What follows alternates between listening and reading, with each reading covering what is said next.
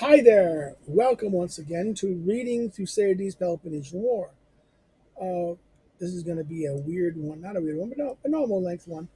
As we're doing this, we're finally hit the summer of the eighth year. Okay, we're in book four of the of the Peloponnesian War, of Thucydides' book of it, account of it. Um, we are now dealing with the after. We're starting. No, we're going to be now dealing with the start of a new year in the summer of the eighth year, starting on 52. Um, it was the first day of the next summer where there was eclipse of the sun at a time of the new moon, and in the early part of the same month of an earthquake. So therefore, three signs. A eclipse of the sun, a new moon, and what, an earthquake. Remember this. The pagan mind the pagan mind looks at these as signs of the gods, messengers. Disasters and things and affairs of the earth are the means of conveying omens, right?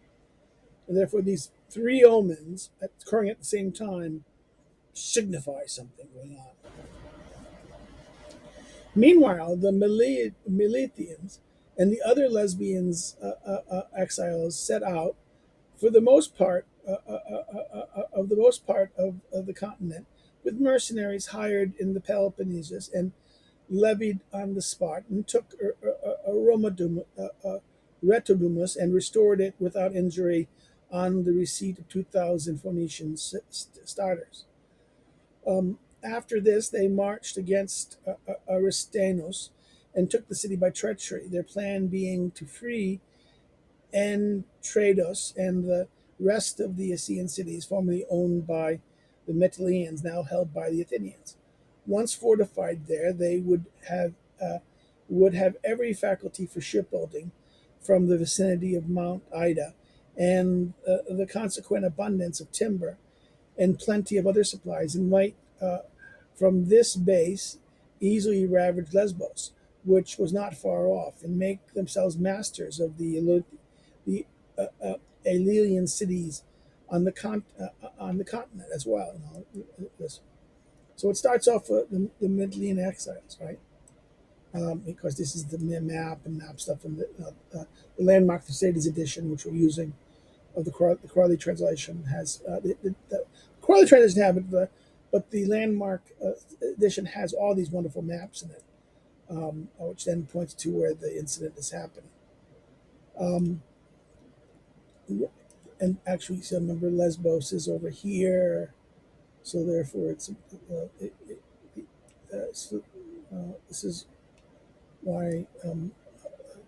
While these were the schemes of the exiles, the Athenians in the same summer made an expedition of 60 ships, 2,000 hoplites, a few cavalry, and some troops from Mytilus, and the other part against Curtia, under the command of Nicias, son of Nicotritus, Nicostratus, son of Diotrepes, the Disostrophes, and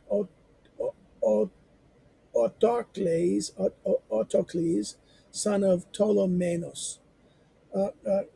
Clythea is an island lying off Laconia, opposite Malia. The inhabitants are Spartan of the class of the Pericoi, and an officer called the judge of Clythea went over to the palace annually. Went over to the palace annually from Sparta. A garrison of hoplites was also irregularly sent there, and great attention paid to the island. And it was the landing place for the merchant ships from Egypt and Libya, and sent the same time secured. Sorry, at the same time secured Laconia from the attacks of privateers from the sea, and the um,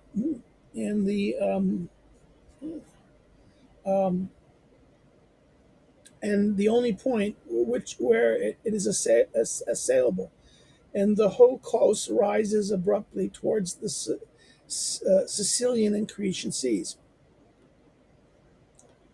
Coming to land with their armaments, the Athenians, with 10 ships and 2,000 Milesian hoplites, took the city of Scandia on the sea, and the rest of their forces, landing on the side of the island, took Mela, went into the lower city of Curtia, where they found all the inhabitants encamped. A battle ensuing, the Therians held their ground for some little while, when then turned and fled up into the upper city, where they soon afterwards capitulated to Nicias and his colleagues, agreeing to leave their fate to the decision of the Athenians. Their lives,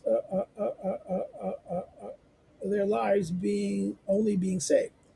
Their correspondence had previously been going on between Nicias and certain inhabitants, which caused the surrender to be effected more speedily upon the terms more advantageous, present and future for the Cytherians, who would otherwise have been expelled by the Athenians on account of their being Spartans, and their island being so near to Laconia. After the capitulation, the Athenians occupied the city of Cenchrea near the harbor and appointed a garrison for Crete, sailed to Asine, Hellenos, and the most places on the sea, making descents and passing the night on shore at such spots where convenient, continued ravaging the country for about 7 days. The Athenians, seeing that the Spartans, seeing that the Athenians, masters of Clythea, and expecting descents of the kind upon their coast, nowhere opposed them but in force, but sent garrisons there, here and there through the country, consisting as many hoplites as the point menaced seemed to require, and generally stood very much upon the defense. After the severe and unexpected blow that had befallen them on the island, and the occupation of Pelos and Carythia, and the aspiration of every side of the war, whose rapidly defined precaution had lived in constant fear of interval revolution, and now took the unusual step of raising 400 horse and a force of archers, had become more timid than even in military matters, finding themselves involved in a maritime struggle which their organization had never contemplated, and that against Athenians and whom an enterprise unattempted was always looked upon as a success sacrifice.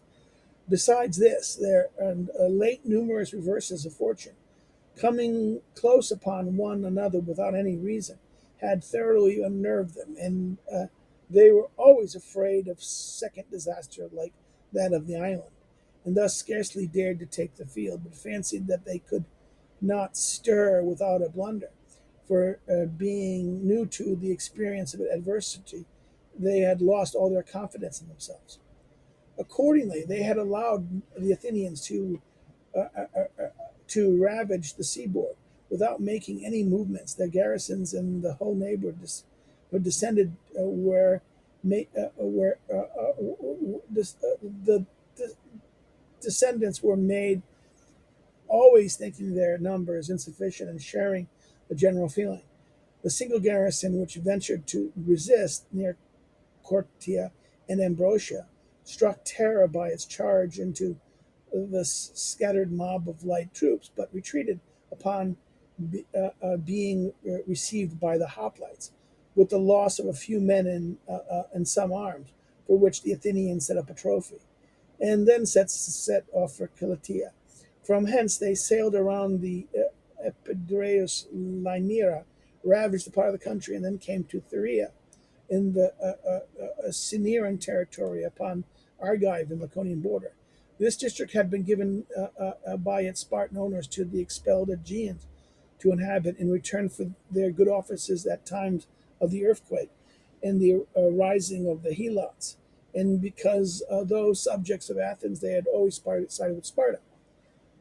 While the Athenians still at sea, the Aegeans evacuated a fort which they were building on the coast, retreated to the upper city where they lived, rather more than a mile from the sea, Once the Spartan district garrison, which was helping them in the work, refused to enter here with them in their entreaty, thinking it was dangerous to shut themselves up within the walls, and retiring to the high ground remained quiet, not considering themselves a match for the enemy. Meanwhile, the Athenians landed and, insisting they advance with all their forces, took Thuria. The city they burnt, pillaging what was in it, and the Aegeans who were not slain in action were all took with them to Athens, with Tantalus, son of Patrocles, Patrocles, their Spartan commander, who had been wounded and taken prisoner. They also took with them a few men of the Clytians who they thought it was safe to remove. These the Athenians decided to lodge on the island with the rest of the Clytians, were to retain their lands and pay 4 talents as tribute. The Aegeans captured were all put to death on account of the old and invertebrate feud between the Athenians and the Aegeans, and Tantalus was to share in the imprisonment of the Spartans taken on the island. The same summer, the inhabitants of Crimea and Gley in Sicily first made an armistice with each other, after which embassies from all the other Sicilian cities assembled at Gley to try to bring about a pacification. After many expressions of the opinion on one side and the other, according to the griefs and presentations of different parties complaining, Hermocles, son of Hermon, a Syracusan, was most influential among them, addressed the following words to the assembly. Now if I address you, Sicilians, it is not because my city at least is the least of the Sicily, or the greatest sufferer by this war, but in order to state publicly that appears to me to be the best policy for the whole island. That war is an evil is a proposition so familiar to everyone that it would be tedious to develop. No one is forced to engage in it by ignorance, or kept out of it by fear, if he fancies there is anything to be gained by it. To the former, the gainer appears greater than the danger, while the latter one would send would sorry, while the latter would rather stand the risk than put up with the immediate sacrifice, any immediate sacrifice. But if both should happen to have chosen the wrong moment for acting in this way, advice to make peace would be useful. And this, if we did not see it, is just what we stand most in need of at the present juncture. I suppose that no one will dispute that we went to war at first in order to serve our own individual interests, and now that we are now in view of the same interest, debating how we can make peace, and that if we separate without having reached a fair agreement, we shall go to war again. And yet, as men of sense, we ought to see that our separate interests are not alone at stake in the present Congress. There is also a question whether we shall still have time to save Sicily, and the whole of which, in my opinion, is being minced by Athenian ambition. And we ought to find in the name of that people more imperious arguments. Ought to find in the name of that people more imperialist arguments for peace than any which I can advise. When we see the first power in Hellas watching our mistakes with a few ships that she has at present in our waters, and under the fair name of alliance, speciously seeking to exploit the natural hostility that exists between us. If we go to war and call in to help and if we call in to help us a people that are ready enough to carry their arms even where they're not invited, if we injure ourselves at our own expense and at the same time serve as the pioneers of their domination, we may expect that they see us worn out, that they will one day come with a large armament and seek to bring us all into subjection. And yet, as sensible men, if we call in allies and court danger, should be in order to enrich our different countries with new acquisitions and not ruin what they possess already. And we should understand that the internal discords which are so fatal to communities generally, which we be equally so generally shall be equally so to Sicily, if we, the inhabitants, absorbed in our local quarrels, neglect the common enemy. These considerations should reconcile individual with individual and city with city, and unite us in a common effort to save whole of Sicily. Nor should anyone imagine that the Dorians only are enemies of Athens, while the Galithian race is secured by the Ionian blood. The attack in question is not inspired by hatred of one or two peoples, nationalities, or ethnon, but by a desire of the good things in Sicily, the common property of us all. Thus is proved by the Athenians' reception of the Chaldean invitation, an ally whom has never given them any assistance whatsoever, and once receives them from them almost more than the treaty entitles him to, and receives from them almost almost much more than the treaty entitles him to.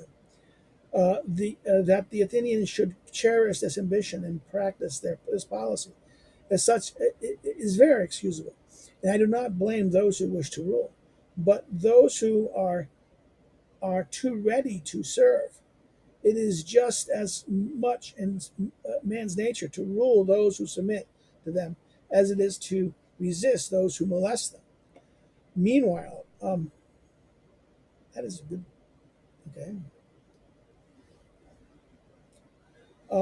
Meanwhile, all those who see danger and refuse to provide them properly, or have come here without having made up their minds that our first duty is to unite and to get rid of the common peril, are mistaken.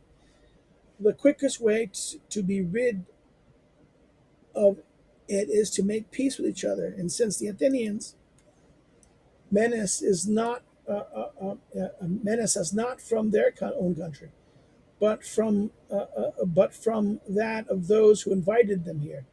In this way, instead of war resulting in war, peace quietly ends our quarrels, and the guests who came hither under fair pretenses or for bad ends will have good reasons for going away without having obtained them. So far as we regard the Athenians such as the greatest danger proved inherent in a wise policy. Independent of this, in the face of the universal contest that peace is the first blessing, the first of blessings, how can we refuse to make it amongst ourselves? Or do you not think that the good which you have and the ills that you complain of would be better procured and cured by quiet than by war? That peace has its honor and splendor of a less perilous kind, not only not to mention the numerous other blessings that one might extend on with the not less numerous mysteries of war.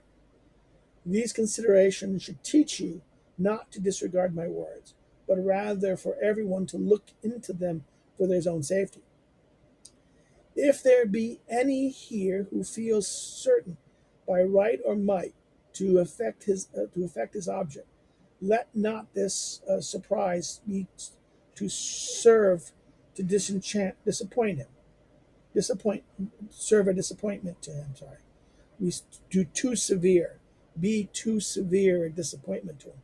Let him remember that many before now have tried to chastise their wrongdoer and failed to punish their enemy, and failing to punish their enemy have not even saved themselves, while many who have trusted in force to gain an advantage instead gain nothing more, nothing have been doomed to lose what they had. Vengeance is not necessarily successful because wrong has been done, or strength sure because of its confident. But the incalculable element in the future exercises exercises the wildest influence, and in the most and is the most treacherous, and yet, in fact, the most useful of all things, as it frightens us all equally, and thus makes us consider before attacking each other. Let us therefore not allow the undefined fear of this unknown future be the intermediate terror, unknown future, and the immediate terror of the Athenians' present to produce their natural impression. And let us consider any failure to carry out the program that we may each have a sketched out for ourselves as sufficient accounted for by these obstacles, and send away the intruder from the country. And if everlasting peace is impossible between us, let us at all events make a treaty for as long as possible, as long as the term possible, and put off our private differences to another day. In short, let us recognize that the adoption of my advice will leave us each citizens of a free city, and such arbiters of our own destiny, able to return good for bad deed with equal effect, while its rejection will make us all dependent on others, and thus not only impotent, but to repel an insult, but on the most favorable supposition, friends to our direst enemies, and at feud with our natural friends. For myself, though I said at first, the representative of a great city, able to think less of defending myself than of attacking others, I'm prepared to concede something in anticipation of these dangers. I am not inclined to ruin myself for the sake of hurting my enemies, so blinded by animosity as to think myself equally master of my own plans and of fortune which I cannot command. But I am ready to give up anything in reason. Give up. I am ready to give up anything in reason. I call upon the rest of you to imitate my conduct of your own free will, without being forced to do so by the enemy. There is no disgrace in connections, giving way to one another, a Dorian to a Dorian, a Chaldean to his brother. Above all and beyond this, we are neighbors. We live in the same country, but girt by the same sea, surrounded by the same sea, and go by the same name of Sicilians. We shall go to war. Shall we go to war again? I suppose when the time comes, and again make peace amongst ourselves by means for future congresses. But the foreign invader, if we are wise, will always find us united against him, since the hurt of one is the danger of all, and we should never in the future invite into the island either allies or mediators.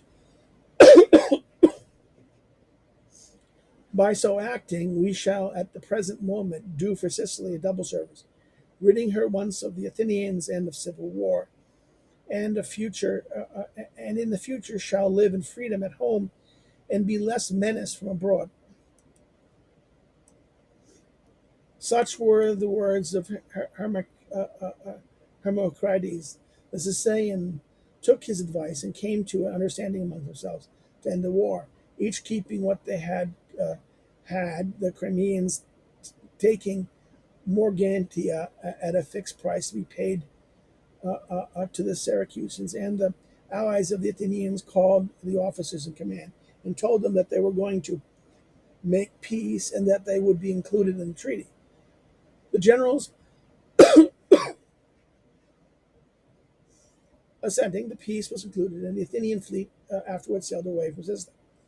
Upon their arrival at Athens, the Athenians banished Pythodorus and Sophocles, and fined Eurymontium for having taken bribes to depart when they might have subdued Sicily. So thoroughly had the present prosperity persuaded the Athenians that nothing could withstand them, and that they could achieve what was possible and what was impracticable alike, with means ample or inadequate, it mattered not. The reason for this was their general extraordinary success, which had made them confuse their strengths with their hopes. In the same summer, the Megreans in the city, pressed by the hostilities of the Athenians, who had invaded their country twice every year with all their forces, and harangued by the incursions of their own exiles at Pegia, had been expelled in a revolution by the popular party, began to ask each other whether it would not be better to retrieve back their exiles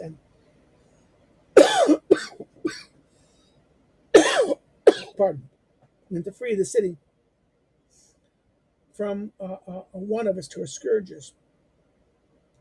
The friends of the exiles, perceiving the agitation now more openly than before, demanded the adoption of the proposition, and the leaders of the people, seeing that the sufferings of the times had worn down the determination of their supporters, entered into the alarm in the correspondence with the Athenian generals, Hippocrates, son of Avraphon, and Demosthenes, son of Alclinistes, and resolved to betray the city, thinking this less dangerous to themselves than return of the party which they had banished. It was accordingly arranged that the Athenians should first take the long walls extending for nearly a mile into the city, into the port of Nicaea, and to prevent the Peloponnesians coming to the rescue from that place, where they formed the sole garrison to secure the fidelity of Megara. And after this attempt should be made to gain control of the upper city, which it was thought should come over to them with less difficulty. The Athenians, after the plan had been arranged between themselves and their correspondents, put both as to words into action, sailed by night to Minoa, the island off Megara, with 600 hoplites in the command of Hippocrates, and took possession of a ditch not far off, from which out of which bricks used to be taken for the walls, while Demosthenes, the other commander, with a detachment of Plataean light troops and other of Perpoli, placed himself in ambush at the precinct of Enlaios, which was still nearer. No one knew of it except those whose business it was to know that night. A little before daybreak, the traders in Megara began to act every night for a long time back, under the pretense of marauding, in order to have means of opening the gates. They had been used. That they have been used, with the consent of the officer in command, to carry by night a rowboat upon a cart along the ditch to the sea and sail out, bringing it back again before day upon the cart, taking it within the walls through the gates, in order, as they pretend, to baffle the Athenian blockade from Minoa, where being no boat to be seen in the harbor. On the present occasion, the cart was already at the gates, which had been opened in the usual way, when the Athenians, with whom this had been arranged, saw it and ran up at top speed from the ambush in order to reach the gates before they were shut again, and where the cart was still there to prevent it from being closed. The same moment, the Megrean accomplices killed the guards at the gate. The first to run in was the Demosthenes with his Plataeans and Perpli, just just where the trophy now stands. And he was no sooner within the gates than the Plataeans engaged and defeated the nearest party of Peloponnesians, who had taken the alarm and come to the rescue, and secured the gates for the approaching Athenian hoplites. After this, each of the Athenians, as far as they entered against the wall, a few of the Peloponnesian garrisons took their ground at first and tried to repel the assault. Some of them were killed, but the main body took fright and fled. And the night again, in the sight of the Megrean traders in arms against them, taking them think that all Megreans had gone over to the enemy. It so happened that the Athenians' herald of his own of his own idea, called out and invited any of the Megalians to join the Athenian ranks. And this was no sooner heard by the garrison than they gave way and, convinced that they were victims of a prearranged attack, took refuge in Nicaea. By daybreak, the walls were now taken, and the Megarians had in the city in great agitation. The person who had negotiated with the Athenians, supported by the rest of the popular party, which was privy to the plot, said that they ought to open the gates and march out to battle.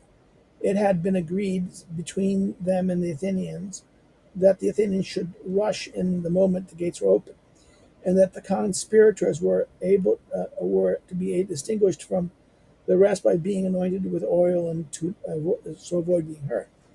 They could open the gates with more security, as 4,000 Athenian hoplites from Eleusia and 600 horse had marched all night according to plan and were now close at hand. The conspirators were all anointed, and at their posts at the gather of the gate, when one of their accomplices denounced the plot to the opposite party, who gathered together and came in a body and roundly said that they must not march out, a thing they had never yet ventured on, even when they were in greater force at the present, or wantonly compromised the safety of the city, or that if they had, they was, and that if they what they said was not heeded, the battle would have been fought at Megara.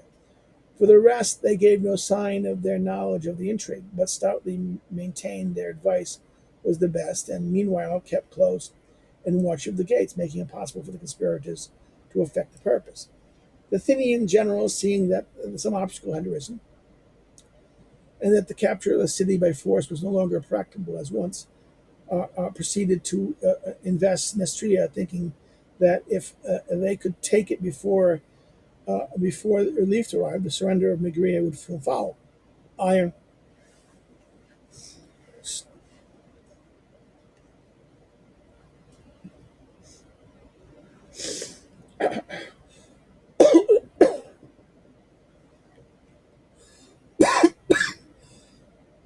Pardon. Iron, stone, mace, and everything else would require quickly coming from Athens. And the Athenians started from the walls which they occupied. And from this point, built a cross wall looking towards Mechlea down to the sea. On either side of Nicaea, the ditch and the walls being divided among the army, stones and bricks taken from the suburbs, and the fruit trees and the timber cut down to make a palisade wherever this seemed necessary. The houses also in the suburbs, with the additions of battlements, sometimes became part of the fortifications. Um, the whole of the day of this day, the work continued, and by the afternoon of the next, the wall was all but completed. When the garrison in Nicaea, alarmed by the absolute want of provisions which they used to take in for the day from the upper city, not anticipating any speedy relief from the Peloponnesians, supposing Megiddo to be hostile, capitulated to the Athenians on the condition that they should give up their arms and should be ransomed for the stipulated sum, their Spartan commanders and any other of their countrymen in the place being left to the discretion of the Athenians. On these conditions, they surrendered and came to the Athenians and broke down the long walls at their point of junctions with Megara and took possessions of Nicaea and went on with their other preparations.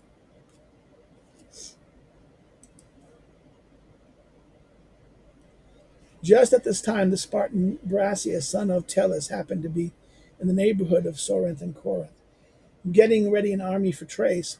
As soon as he heard of the capture of the walls, fearing for Peloponnesians in Nicaea and the safety of Megara, he sent to the Boeotians to meet him as possible and as quickly as possible at Tripod Discus, a village of the Megarid on the slopes of Mount Guntia, where then he went himself with 2,700 Corinthian hoplites, 400 Thessalians, and 600 okay, Syco, Cyclonians, and such troops of his own as he had already levied, expecting to find Nicias not taken. Hereupon its fall, he marched out to the right to Tripodicus. He took 300 picked men from the army without waiting till his coming should be known, and and came up to Megara unobserved by the Athenians, who were down by the sea on Stania Sea, ostensibly, and ready, if possible, to attempt Nasir, but above all to get into Megara to secure the city. He accordingly invited the townspeople to admit his party, saying that he had hopes of recovering Nisir. However, one of the Megarian faction feared that he might expel them and restore the exiles, and the others that the popular party, apprehensive of this very danger, might set upon them, that the city would be thus destroyed in a battle within its very gates, under the eyes of the Athenians laying in ambush. He accordingly refused admittance, both parties leading to remain quiet and awaiting the event, each expecting a battle between the Athenians and the relieving army, thinking that it's safer to see their friends victorious before declaring in favor. Unable to get his way, Brandis went back to the rest of his army. At daybreak, the Venetians joined him, having determined to relieve Megara, whose dangers they considered their own before having heard from Brasius. They were already in full force of Plataea when his messenger arrived to add spur to their resolution, and they at once sent on to him 2,200 hoplites and 600 horse, returning home with the main body. The whole army thus assembled numbered 6,000 hoplites. The Athenian hoplites were drawn up by Nesia and the sea, but the light troops being scattered over the plain were attacked by the Boeotian horse and driven to the sea. Being taken entirely by surprise on the previous occasion, no relief had come to the Megaeans from any of the quarter. Here the Boeotians were in turn charged and engaged by the Athenian horse, and in the cavalry action ensued, in which lasted a long time, in which both parties claimed victory. The Athenians killed and stripped the leaders of the Boeotian horse and a few of his comrades who had charged up to the Nitrias, and remained master of the bodies. Remaining master of the bodies gave them back under truce and set up a trophy. But regarding the action as a whole, the forces separated without either side having attained the decisive advantage. The Boeotians returning to their army, and the Athenians to Nicaea. After this, Brasius and the army came nearer to the sea and to Megara, and taking up a convenient position, remained quiet in order of battle, expecting to be attacked by the Athenians, knowing that the Megarians were waiting to say he would be victor. This attitude seemed to present two advantages. While taking the offensive and willingly providing the hazard of the battle, they openly showed their readiness to fight, and without being burdening of the day, would fairly reap its honors, while at the same time they effectively served their interest in Megara. For if they had failed to show themselves, they would not have had the chance, but would have certainly been considered vanquished and have lost the city. And yet the Athenians might possibly not have been inclined to accept their challenge, and their object would be obtained without fighting. And so it turned out. The Athenians formed outside the long walls, and the enemy not attacking, they remained motionless, their generals having decided that the risk was too unequal, and in fact most of their objects had been already attained, and they would have to begin a battle against superior numbers. And if victorious, can only gain Megara, while a defeat would destroy the flower of their hoplite forces. For the enemy, it was different. Even in the smalls, and even the stakes, actually, the states, the cities, actually, this even the cities actually represented in his army risked only a part of their entire force. He might well be more audacious. Accordingly, after waiting for some time without attacking, either side attacking, the Athenians withdrew to Nicaea, and the Peloponnesians after them to a point where which had been set out. The friends of Megarian exiles now threw aside their hesitations and opened the gates to Bradius and the commanders from the different cities, looking upon them as the victor, and the Athenians having declined the battle, and having received them into the city, proceeded to discuss matters with the parties. The parties in correspondence with the Athenians began being paralyzed by the turn things had taken. Afterwards, Brassus let the allies go home, and himself went back to Corinth to prepare for his expedition to Thrace, his original destination. The Athenians also returned home. The Megarians in the city most implicated in Athenian negotiation, knowing that they had been detected, presently disappeared, while the rest conferred with their friends of the exiles and restored the party of the at Pregi. After binding them under Somam to take no vengeance for the past, only to conceal the real interest of to consult the real interest of the city.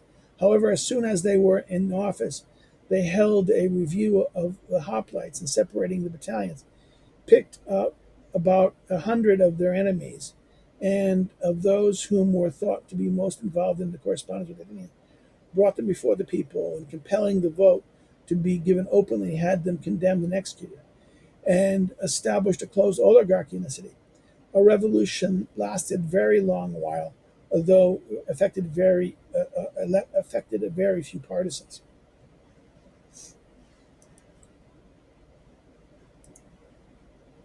The same summer, the Mytileans were about to fortify Antigonus. They had intended when Democ- Demodocus and Aristus, the commanders of the Athenian squadron engaged in the contributing tribute, heard on the Hellespont of what was being done to the place.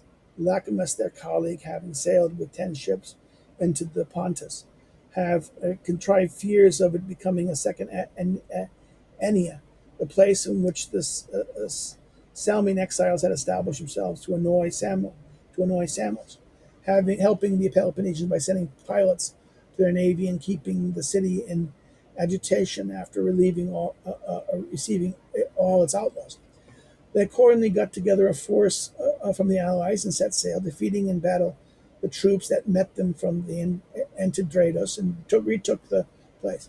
Not long after, Lacomus, who had sailed into the Pontus, lost a ship at anchor in the river Caltix in the territory of Heraclea. Rain having fallen in the interior and flooded, coming suddenly, drowned upon them, coming down upon them, and himself and his troop passed by land through the Bithynian Thracian on the Asiatic Asiatic side, and arrived at Claridon, the Megarian colony, in the mouth of Pontus. That same summer, immediately after his return from Megrida, the Athenian general Demosthenes arrived at Nupacta, with 40 ships. He and Hippocrates had overtures to make them made to them by certain men in the cities of Botea, who wished to change the constitutional regime and introduce a democracy as at Athens. Protodorus, a Theban exile, was the chief mover of this intrigue. The seaport of Sisyphe on the Bay of Cresa, in the territory of Thespia, was to be betrayed to them by one party, and the Cranorian, a dependency of what was formerly called the Minyan, but now the Botian Homo Orchrominus, was to be put in their hands after another from that city, whose exiles were very active in the business, hiring men in the Peloponnesus. Some Phoenicians who were also in the plot, uh, Craonea being the former city of the Botia and close to Pantos and Phocis. At the same time, the Athenians were able to seize the sanctuary of Apollo at Delum in the territory of Tranagaria, looking towards Ebola. Um, and all these events were to take place simultaneously upon the appointed day in order that the Botians might be able to unite to oppose them at Delium, being everywhere detained by disturbances at home. Should the enterprise succeed, Delium would be fortified, its authors confidently expected, at even if no revolution should immediately follow in Botia. Yet, with these places in their hands, the country being harassed by incursions and a refuge in each instance nearby for the partisans engaged in them, things would not remain as they were, but that the rebels being supported by the Athenians, the forces of the oligarchs divided, it would be possible for a while to settle these matters according to their wishes.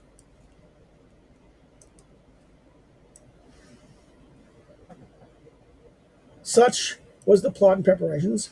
Hippocrates, with a force raised at home, awaited the proper moment to take the field against the Boeotians, while he sent on Demosthenes with the 40 ships mentioned above to Nepocritus to raise in those part an army of Ar-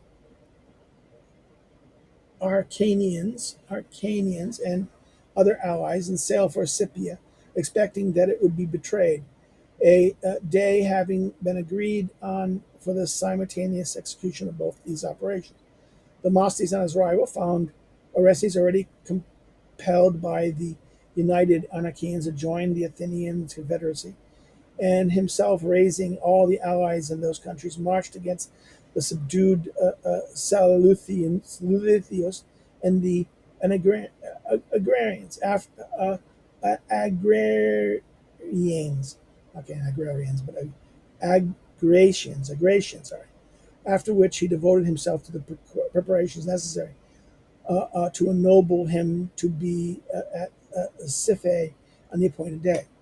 About the same time in the summer, Brasius set out on his march for the Thracian region with 1,700 hoplites and arrived at Heraclea and Trachis, sent on from there a messenger to his friends at Pheroclusius to ask them to conduct himself and his army through the country. Accordingly, there came to Miletia and Acreon, Pendeus, Doris, and Hippocrates, Torresius, and Stephakius, and Cledlidian Pernaxus, under whose escort he resumed his march. He was also accompanied by other Thessalians, among whom was Nicodemus from Lycera, a friend of Perdiccas. It was never very easy to traverse Thessaly without any escort, and and although all Hellas for an armed force to pass without leave through a neighbor's country was a delicate step to take, was country was a very delicate step to take. Beside this, the Thessalian people had always sympathized with the Athenians. Indeed, if instead of customary close oligarchy, had there had been a constitutional government, a politea. In other words, they had been instead of the custom oligarchy, they had been a constitution, a politea. I think this is another word in Thessaly. He would never have been able to proceed, since even as it was, he was met on his march on the river Epirus by certain of the opposite party who forbade his further progress and complained of his making the attempt without consent of the people, of the ethnoi, the tribe, the people. To this, his escort answered that they had no intention of taking him through against their will. They were only friends in accordance with the on an unexpected visitor. Bradius himself added that he had come as friends to Thessaly and its inhabitants, his arms not being detected against them but against the Athenians, whom he was at war with, and that although he knew that no quarrels between the Thessalians and Spartans to prevent the two peoples of having access to the other territory, he neither would nor could proceed without their wishes. He could only beg them not to stop him. With this answer, they went away and took the advice of his escort and pushed on without halting, before a greater force might be able to prevent him. Thus, on the day that he set out to Media, he performed the whole distance to Peruthius and encamped on the river Arispodamus, Enanos, and so to Paracium, and from there to Parahabetia. There his Thessalian consort went back, and the Parahabians, who are subject to Thessaly, brought him to Dimum, the Macedonian city on the slopes of Mount Olympus, looking towards Thessaly and the dominions of Percidius. So Bradus' march. Okay? In this way, Brasides hurried through Thessaly and reached the Percides and the Claudian before any armed force could be assembled to stop him. The departure of the army from the Peloponnesians had been obtained by the Thracian cities that were in revolt against Athens, and by Percidius, who was alarmed by the success of the Athenians. The Chalcidians thought that they would be the first object of the Athenian expedition, and not their neighboring cities, which had not yet revolted, did not secretly join in the invitation. And Epicurus, though not openly at war with Athens, also had his apprehensions on account of his old quarrels with them, and above all, a wish to subdue Archehibicus, king of the Lyncerians. It had been less difficult for them to get an army to leave the Peloponnese. It had been less difficult for them to leave the Peloponnese because the ill fortune of the Spartan at the present moment. The Spartans just didn't feel fortunate. The attack of the Athenian upon the Peloponnesians, and in particularly upon Laconia, it might hope be diverted more effectively if annoying them in return by sending an army to their allies, especially as if they were willing to maintain it and asked for it to aid them in revolting. The Spartans were glad to have an excuse to send some of the Helots out of the country for fear that the present aspect of affairs and the occupation of Paros might encourage them to revolt. Indeed, fear of their numbers and obstinacy even persuaded the Spartans to an action which I may now relate, their policy at all times having been governed by the necessity of taking precautions against them. The Helots were invited by a proclamation to pick out those of their numbers who claimed to have been most distinguished themselves in the wars, in order that they might receive their freedom, an object being to test them, as it were to be thought the first to claim their freedom would be the most spirited and most able to rebel. As many of 2,000 were selected accordingly, who crowned themselves and went round the temples, rejoicing to their new freedom. The Spartans, however, soon afterwards did away with them, and no one ever knew how each of them perished. The Spartans now therefore gladly sent 700 Helots as hoplites with Briseis, recruited the rest of his forces by means of money in the Peloponnesus. Brandeis himself was sent out by the Spartans mainly at his own demise. Although the Chaldeans, who were eager to have a man so eager as he had shown himself, whenever there had been any thing to be done at Sparta, and whose later service abroad proved to the utmost use of his country. At the present moment, his just and moderate conduct towards the cities generally succeeded in persuading many to revolt, besides the places which he managed to take by treachery. And while the Spartans desired to negotiate, as they ultimately did, they had places to offer in exchange. And the burden of the war meanwhile shifted from the Peloponnesus. Later on in the war, after the event in Sicily, the present valor and conduct of Brasius, which was known by experience by some, by hearsay to others, was mainly what created the esteem for the Spartans among the allies of the Athenians. He was the first who went out and showed himself so good a man at all points as to leave behind him the conviction that the rest were like him. Meanwhile, his arrival in the Thracian region no sooner became known to the Athenians than they declared war on Perdiccas, whom they regarded as the author of the expedition, and kept a closer watch on their allies in that quarter. Upon the arrival of Brescia's army, Perdiccas immediately sent out with them and with his own forces against the neighboring Archibus, son of Boremos, king of Lincestia. I can't say that. Macedonia, with whom he had a quarrel and whom he wished to subdue.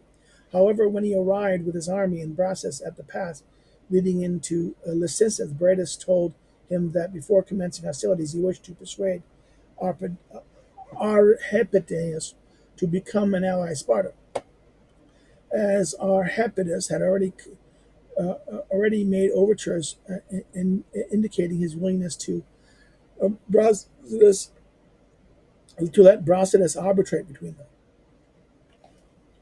And the Chaldean envoys who accompanied Brasidas had warned him not to remove all the apprehensions of Picadius in order to ensure his greater zeal in their cause. Besides, the envoys of Perdiccas had talked at Sparta about bringing many of the places round into the alliance with them, and thus Brasidas thought he might take a larger view of the question of Arhapivus. Brigadius, however, retorted that he had not thought Brasidas with him to arbitrate in their quarrel, but to subdue their enemies, with whom he might point out to him that that and that while he Pitters was paying for half of his army, it was the breach of faith for Brasidas to parley with Arhamibius. Nevertheless, Brasidius, the Spartan general, disregarded the wishes of Perdiccas and held a parley in spite of him, allowed himself to be persuaded to lead off the army without invading the country of Arepius, after which Perdiccas, holding that Barnes had not kept faith with him, contributed only a third instead of half of the support of the army. The same summer, without delay, Brasidas marched with the Chaldeans against Anacratus, a colony of the Andarians, and arrived there just before the grape harvest. The inhabitants were divided into two parties on the question of receiving him. Those who were joined the Chaldeans in inviting him, and the popular party. However, fears for the grapes, which were still in the vines, enabled Brasidas to persuade the multitude to admit him alone to hear what he had to say before making a decision. He was admitted accordingly and appeared before the people, and not being a bad speaker for a Spartan, addressed him as follows. And Anacathians, the Spartans have sent me out with an army to make good the reason that we gave for the war when we began it, namely that we were going to war with the Athenians in order to free the Hellenes. Our delay in coming has been caused by mistaken expectations about the war in Greece, which led us to hope that by our own unassisted efforts and without your risking anything, we could effect a speedy downfall of the Athenians. But you must not blame us for this, as we now come at the first moment we could, prepared with your aid to do the best, with your aid to do our best to defeat them. I am therefore astonished at finding your gate shut against me.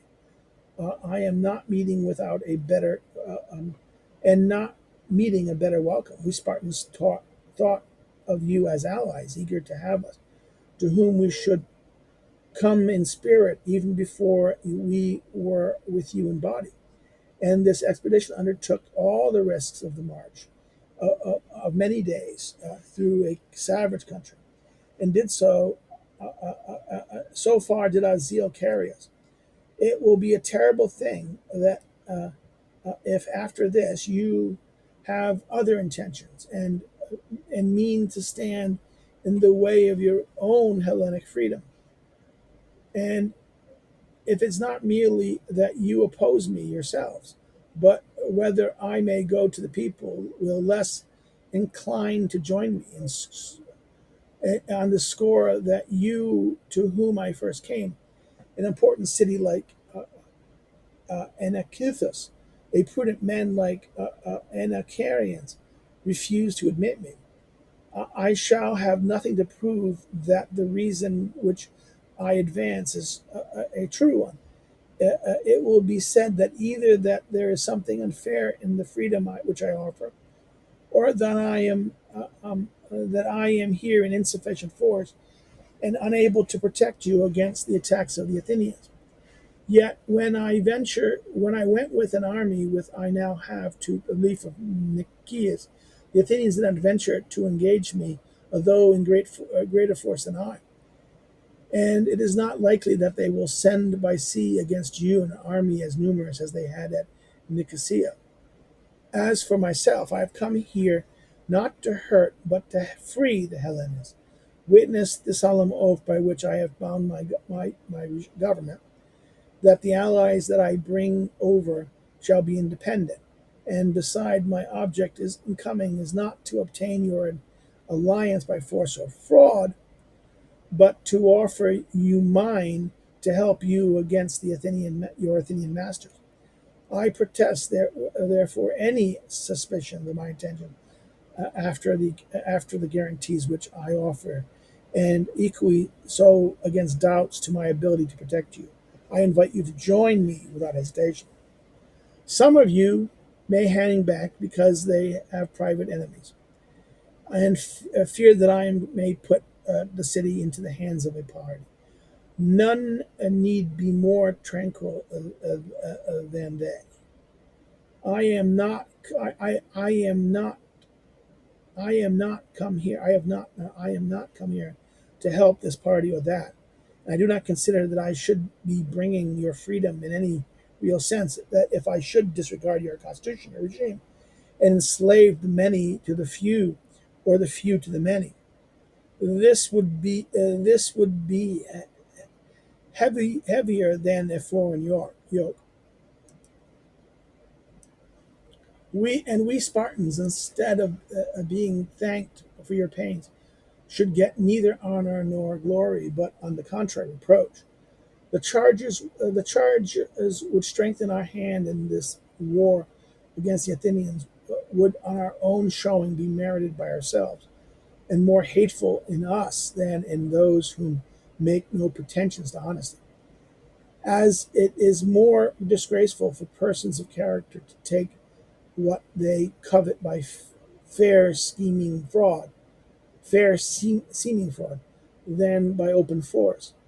The one aggression having for its justification the might which fortune gives, and the other simply by a piece of clever roguery.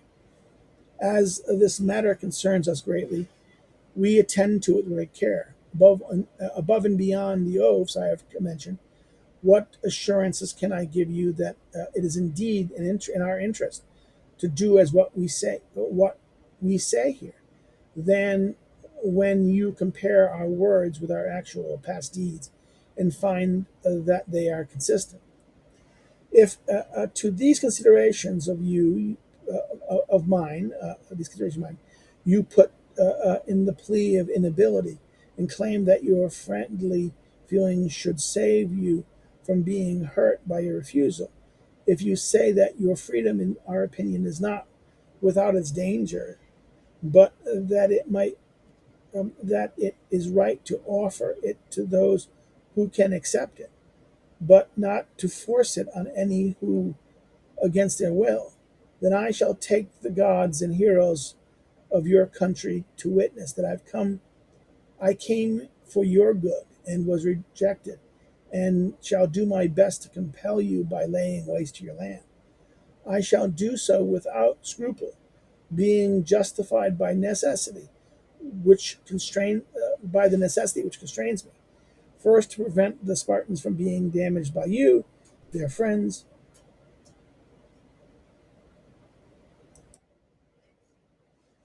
and prevent you. In other words, in other words, in other words, played that. In other words, let me get this back to read out. I repeat. I was interrupted, and I shall do so without scruples, being justified by the necessity which constrained me. First, to prevent the Spartans from being damaged by you, their friends, and in an event of your non-adhesion through the monies that you paid to the Athenians. And secondly, to prevent the Hellenes from being hindered by you in shaking off their servitude. Otherwise, otherwise, indeed, we should have no right to act as we propose, except in the name of some public interest.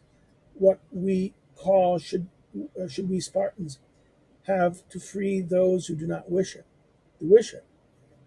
Empire we do not aspire to. It is not what we are laboring to put down. It is what we are laboring to put down. So empire is not what we're aspiring to. It is what we're trying to put down, and we should wrong the greater number if we allow you to stand in the way of the independence that we offer to all. Endeavor, therefore, to decide wisely, and strive to begin the work of liberation for the Hellenes, and gain for yourself a renown while you escape private loss.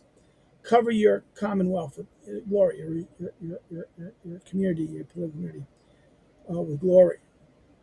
Such were the word of Bracius. The Anacaedians, after much had been said on both sides of the question, gave their votes in secret, and the majority, influenced by the seductive arguments of